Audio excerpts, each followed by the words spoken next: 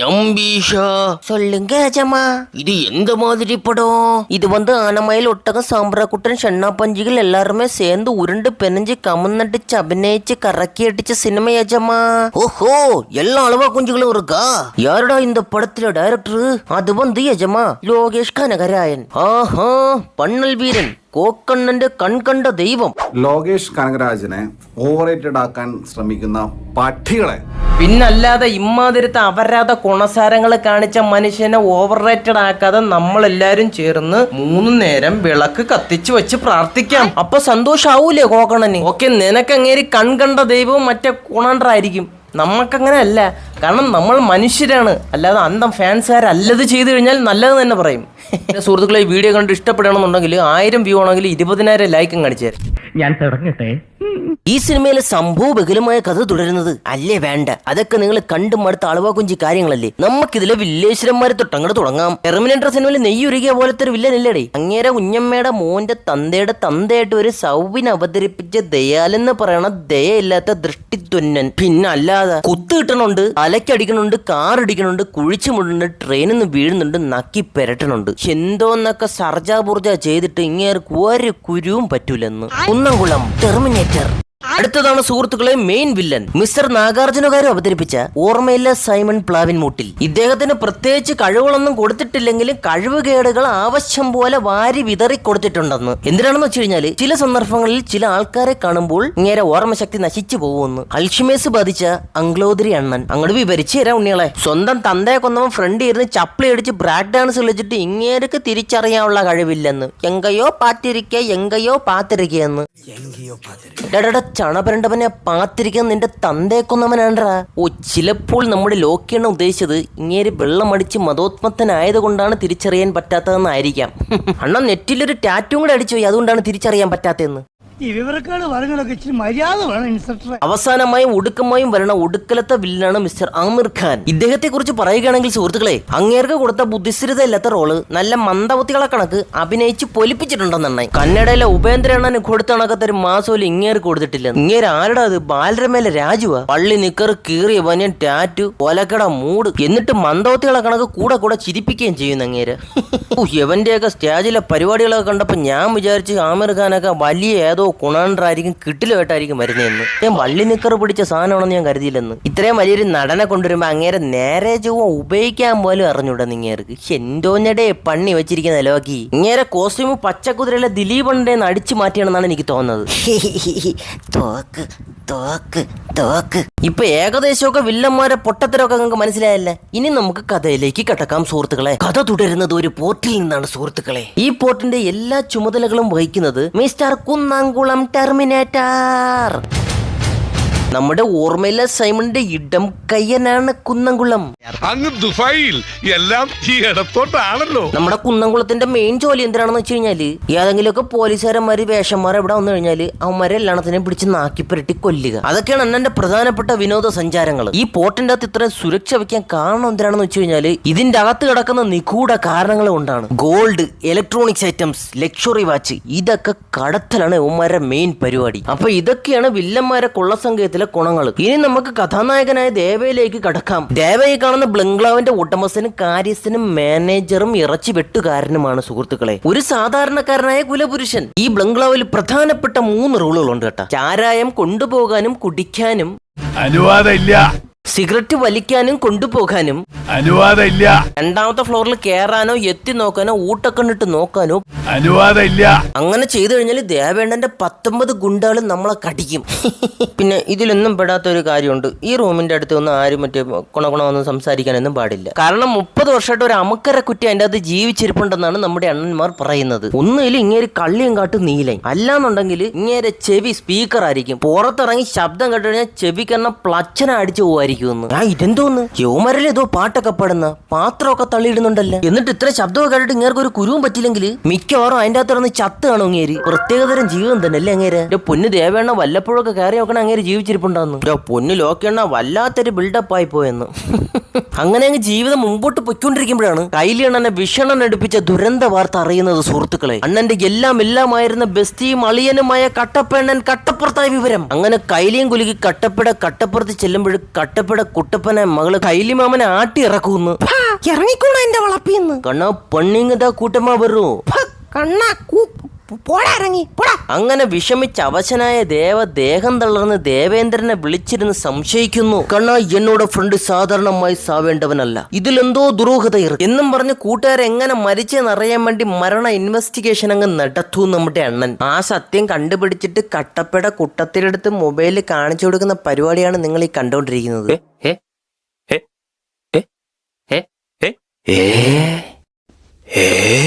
അതെന്തൊരു കുത്തലാണ് നിങ്ങൾ മൊബൈലിൽ കുത്തുന്നത്? പിന്നെ സന്തോഷം എന്തിനാണെന്ന് വെച്ച് കഴിഞ്ഞാല് മൊബൈലിൽ കുത്തിയത് അണ്ണൻ തന്നെയാണെന്ന്, ഡ്യൂപ്പല്ല. അവസാനമാണ് എന്റെ ഒടുക്കലത്തെ അന്വേഷണത്തിന് ശേഷം കട്ടപ്പ സത്തത് ആര് മുഖാന്തരമാണെന്ന് അറിയുകയാണ് സുഹൃത്തുക്കളെ നമ്മുടെ കൈലി അണ്ണൻ. കട്ടപ്പണ്ണന്റെ മക്കളുടെ ഡോക്ടർ പഠനത്തിന് പൈസയ്ക്ക് വേണ്ടി ഉള്ള ജോലിയും കളഞ്ഞ് ഇന്ത്യക്ക് ഉപകാരപ്രദമായിട്ടുള്ളൊരു ഉപകരണം സംഭാവന ചെയ്യാൻ ഒരു മൊബൈൽ ശ്മശാനം കണ്ടുപിടിക്കുന്നു സുഹൃത്തുക്കളെ. ഇതിന്റെ ഉപയോഗം എന്ന് പറഞ്ഞാൽ 30 സെക്കൻഡിനുള്ളിൽ എല്ലാ ബാഡിയും കരിഞ്ഞ് വെണ്ണീറാവുമെന്ന്. ഇതൊക്കെ നമ്മൾ ഇന്ത്യക്കാർക്ക് അത്യുപയോഗമുള്ള സാധനങ്ങളാണെന്ന്. അണ്ണന്റെ ലക്ഷ്യം എന്തിനാണെന്ന് വെച്ച് കഴിഞ്ഞാൽ ഓരോ വീട്ടിലും ഓരോ മൊബൈൽ ശ്മശാനം. ഹൈ അടിപൊളി. അങ്ങനെ ഇരിക്കെ അണ്ണൻ അത് കണ്ടുപിടിച്ചതിന് ശേഷം ഇവരുടെ മുമ്പിലേക്ക് അതങ്ങ് വിളമ്പുന്നു. അതിനുവേണ്ടി ഒരു പാവം പിടിച്ച പട്ടിയെ വിഷം കൊടുത്ത് കൊന്നിട്ടാണ് ഈ ഡെമോൺസ്ട്രേഷൻ മൊത്തം കാണിക്കുന്നതെന്ന്. ക്രൂര കുഞ്ചിളികൾ. നമ്മളെ രഞ്ജിനി ചേച്ചിയൊക്കെ അറിഞ്ഞോണ്ടല്ലേ കൊരവള്ളി കടിച്ചു കയറി കൊല്ലോ അവര്. എന്ത് മനുഷ്യരാണ് നിങ്ങള്?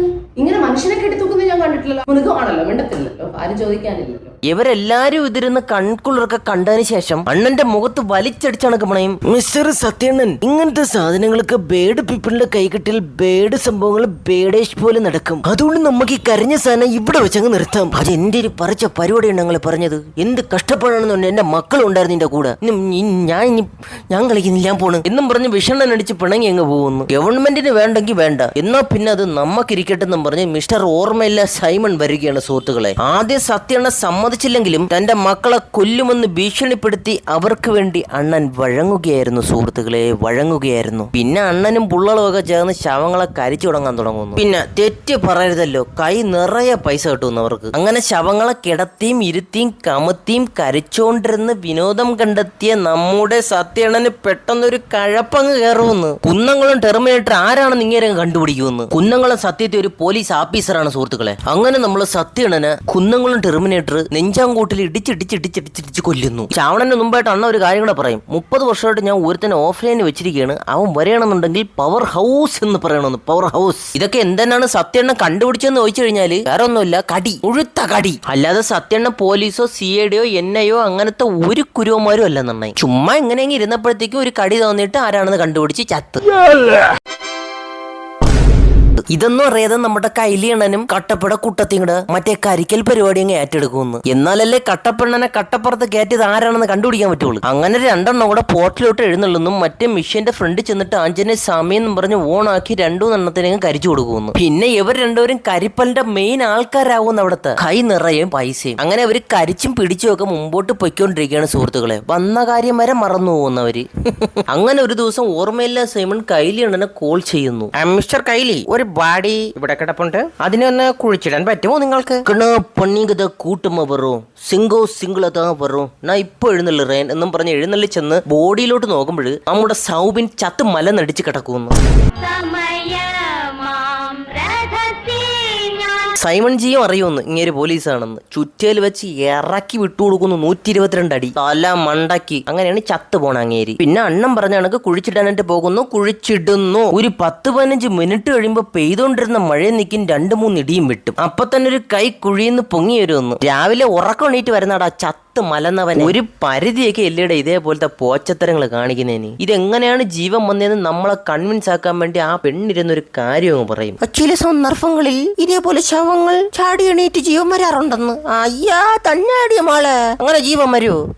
നിന്റെ പുതിയ അറിവിന് നന്ദി ഉണ്ടാട്ടാ. തലയ്ക്ക് പ്ലച്ചന അടിയും കൊടുത്ത് കുഴിച്ച് മൂടി 5 മണിക്കൂർ കഴിഞ്ഞ് പൊത്ത് വന്നവനെയാണ്. അവൻ കുറച്ച് കഴിയുമ്പോഴത്തേക്കും പൊങ്ങി വരുമെന്ന്. പൊങ്ങി വരുന്ന വേറെ വലുത് വരികടി പാടി ഇറങ്ങി. അത് കഴിഞ്ഞ് കൈലിയണ്ണ ഇവന്റെ കൂട്ടിന് വേണ്ടി ഈ പെണ്ണിനെ കൂടെ പറഞ്ഞു വിടുന്നു. എന്നിട്ട് നേരെ സൈമണ്ണന്റെ അടുത്ത്. അപ്പോഴാണ് അണ്ണൻ ലാപ്ടോപ്പ് തുറന്ന് മലത്തി കാണിച്ചു കൊടുക്കുന്നത്. നീ കുഴിച്ചു മൂടിയവനാണ് നിന്റെ കൂട്ടുകാരന്റെ നെഞ്ചാമ്പുളൊക്കെ ഇടിച്ച് കൊന്നത്. അത് മാത്രമല്ല, എന്റെ 10-200 കോടിയാണ് കള്ളപ്പന്നി അടിച്ചു മാറ്റി വെച്ചിരിക്കുന്നതെന്ന്. ഇത് കേട്ട് അന്തം വിട്ട് നിൽക്കുമെന്ന് കൈലി എണ്ണ. പണ്ണിങ്ങിത കൂട്ടമാ വരും, ഞാൻ ഒറ്റക്കങ്ങ് മുഞ്ചല്ലോ കണ്ണാ. പിന്നെ കാണിക്കണത് 30 വർഷം പുറകിലോട്ട്. അണ്ണൻ പവർ ഹൗസ് ചാരായൊരുന്ന് മോന്തിക്കൊണ്ടിരിക്കുന്നത്. കൂടെ സത്യണനും അണ്ണന്റെ ഉപദേശവും. നീ പഴയത് കണക്കല്ല, ബാലാകോലം നടക്കേണ്ട സമയമൊക്കെ കഴിഞ്ഞ്. നീ ഇപ്പോൾ എന്റെ കൂട്ടുകാരൻ മാത്രമല്ല, എന്റെ അളിയനും കൂടിയാണ് എന്റെ പെങ്ങളുടെ ഭർത്താവ്. മോനെ ഫെഡറിക്കേ, സത്യം പറ, നീ ഇനി കുടിക്കൂല, വഴക്ക് കൂടൂലെന്ന്. അങ്ങനെ അണ്ണൻ സത്യം ചെയ്യുന്നു. 30 വർഷം ഒളിവിൽ പോയി. പിന്നെ അണ്ണ ഒന്നും നോക്കൂല, ബംഗ്ലാവിലെ റൂൾ അങ്ങ് മറക്കും. അടുത്തിരിക്കുന്ന പവർ ഹൗസ് എടുത്ത് നല്ല രീതിക്ക് അങ്ങ് പച്ചക്കടിക്കുന്നു. എന്നിട്ടൊരു ഡിസ്കോ ഡാൻസും. ഇതൊക്കെ എന്താണ് ചെയ്തതെന്ന് വെച്ച് കഴിഞ്ഞാല് അതൊക്കെ ലോക്കെണ്ണം നമ്മളെ വിവരിച്ച് എഴുതി തരണമായിരുന്നു. പവർ ഹൗസ് എന്ന് പറഞ്ഞില്ലായിരുന്നെങ്കിൽ ഇങ്ങേരെ കൊന്നവനെ തേടി ഈ ആശ ഇറങ്ങൂലായിരുന്നു. അത് മാത്രമല്ല, ഒരു മനുഷ്യനെ വിരല് കൊണ്ട് പോലും നോവിക്കൂലായിരുന്നു. പവർ ഹൗസിന്റെ കാര്യം അറിയാതെ തന്നെ ഇങ്ങനെ കുറെ കാട്ടിക്കൂട്ടിയില്ലേ. പിന്നെ എന്താണ് പവർ ഹൗസ്? ബിൽഡപ്പിന് വേണ്ടിയാണോ? എനിക്ക് അറിഞ്ഞുകൂടാത്തോണ്ടാണ് ചോദിക്കുന്നത്. ഓ ചിലപ്പോൾ ഇങ്ങേരെ കൊണ്ട് വീണ്ടും ചാരായം അടുപ്പിക്കാൻ വേണ്ടിയായിരിക്കും അണ്ണൻ പവർ ഹൗസ് എന്ന് പറഞ്ഞിട്ടുള്ളത്. ഏത്?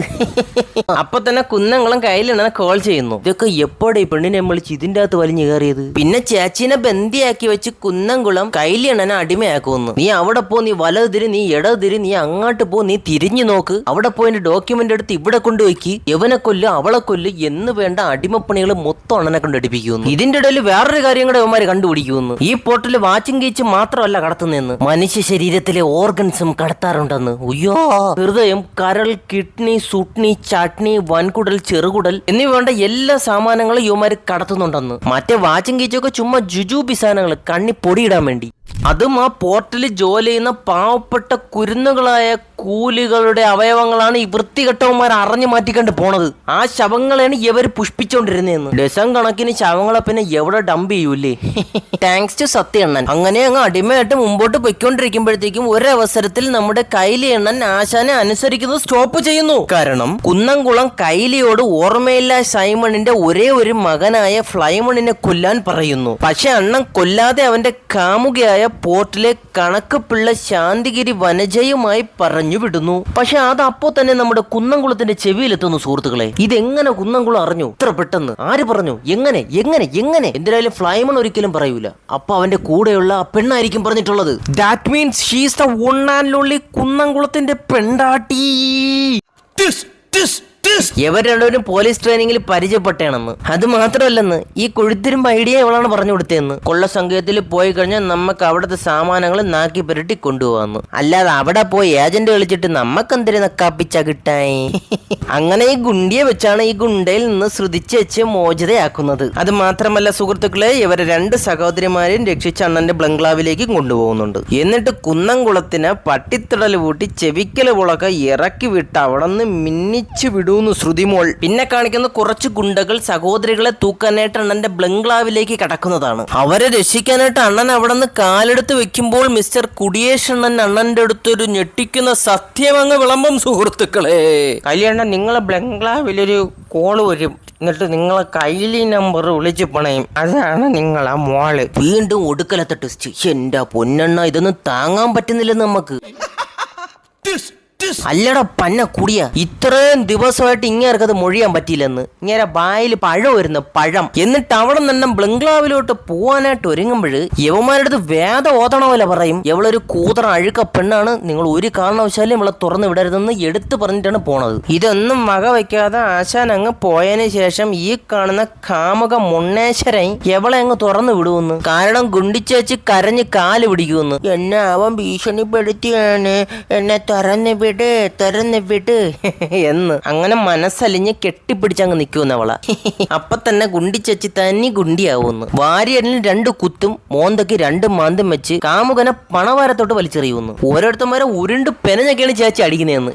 എന്റെ അമ്മോ. എന്നിട്ട് അവസാനം ഇങ്ങനെ കരിച്ചും കളയുന്നു.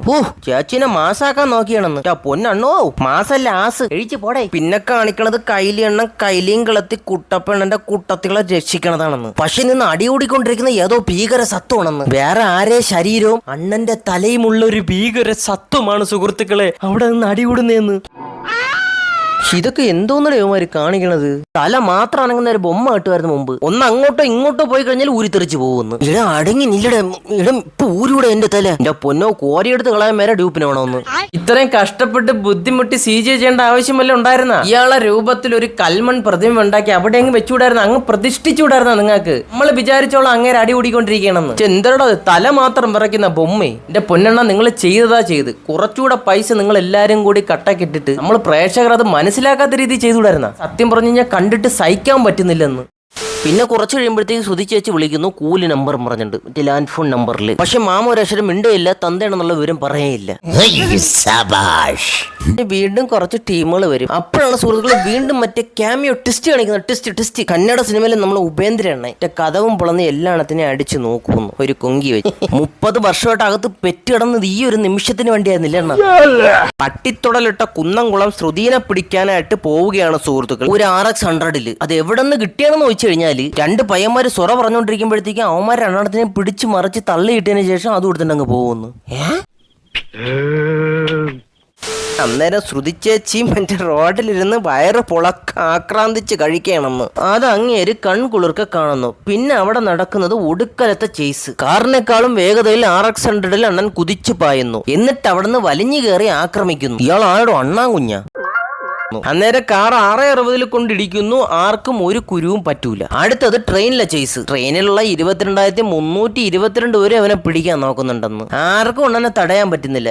എല്ലായിടത്തിനെയും ചുറ്റണോ എന്നും പറഞ്ഞ് തൂത്തെടുത്ത് കളയണമെന്നായി. കുന്നംകുളം ടെർമിനേറ്ററിന്റെ ഓരോരോ പവറുകളെ. അവസാനം നമ്മുടെ അണ്ണനെയും തൂക്കിയെടുത്ത് ഈ ആശാൻ വെളിയിലോട്ടൊരു ചാട്ടം. ട്രെയിൻ 246 മൈൽ സ്പീഡിലാണ് പോകുന്നത്. അതും കൂടി നിങ്ങൾ ആലോചിക്കണം. അങ്ങനെ പറയാൻ കാരണം എന്തിനാണെന്ന് വെച്ച് കഴിഞ്ഞാൽ സുഹൃത്തുക്കളെ, ഇത്രയും മൈൽ സ്പീഡിൽ പോണ ട്രെയിനിൽ നിന്ന് കമ്മെന്നടിച്ച് മൂക്കാമണ്ട അടിച്ച് വീണിട്ടും ഇവർ കുരുവും പറ്റൂലെന്ന്. നീയൊക്കെ 2 എന്തടാ കല്ലിനുണ്ടായതാണ്. അങ്ങനെ കുരു പിടിച്ചവൻ പോയെന്ന് കരുതി സന്തോഷിച്ചിരിക്കുമ്പോഴാണ് ദോ ഇരിക്കണം നമ്മളെ ഗുണ്ടിച്ചാച്ചി. അല്ല, എനിക്ക് അറിഞ്ഞുകൂടാത്തോണ്ട് ചോദിക്കാണ്. ഇവര് പേടിച്ച് വരണ്ട് ഏതോ ട്രെയിനിൽ കയറിയതാണ്. അല്ലാതെ ഇന്ന സമയത്ത് ഇന്ന ട്രെയിനിൽ കയറുമെന്ന് ആർക്കും വിവരം കൊടുത്തിട്ടില്ല. പിന്നെ എങ്ങനെയുടെ അവിടെ നിൽക്കുന്ന ഗുണ്ടിച്ചാച്ചി ട്രെയിനിൽ കറക്റ്റ് സമയത്ത് വന്ന് കയറിയത്?